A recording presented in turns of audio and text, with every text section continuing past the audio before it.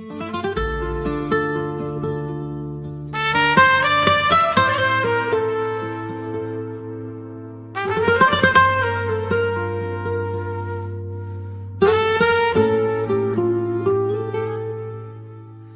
amores que llegan sin ser oídos, se quedan despacio sin hacer ruido, no piden promesa ni fuegos perdidos, solo un pecho abierto, lento y rendido. Es el amor que cuida sin ser exigido, el que abriga el alma cuando estás herido. No busca escenario ni aplauso encendido, camina a tu lado firme y sencillo. Es el que se queda cuando todo ha dolido, el que entiende el miedo que llevas dormido. No empuja, no ata, no deja vacío, te mira despacio y dice estoy contigo. No levanta la voz ni promete ruido, pero cruza tormentas sin verse vencido. Es amor que sostiene cuando estás caído y te vuelve a la vida sin hacer ruido.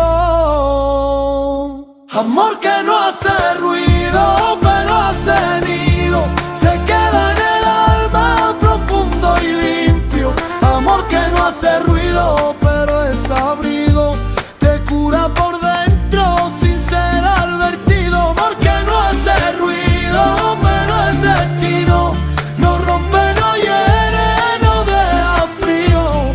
Amor que no hace ruido, pero es infinito, el que ama despacio y nunca se ha ido.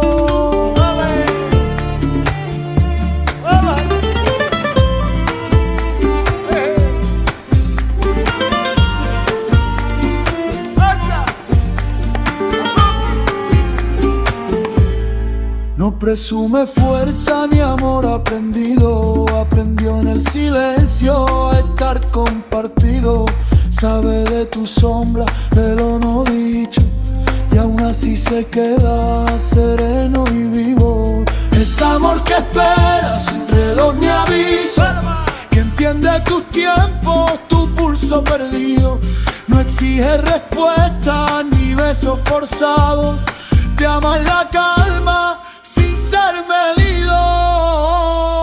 Amor que no hace ruido, pero hace nido, se queda en el alma profundo y limpio. Amor que no hace ruido, pero es abrigo, te cura por dentro sin ser advertido. Si algún día dudas de lo vivido, recuerda este amor callado y digno, porque el amor real, el más verdadero, es el que no grita y nunca se ha ido.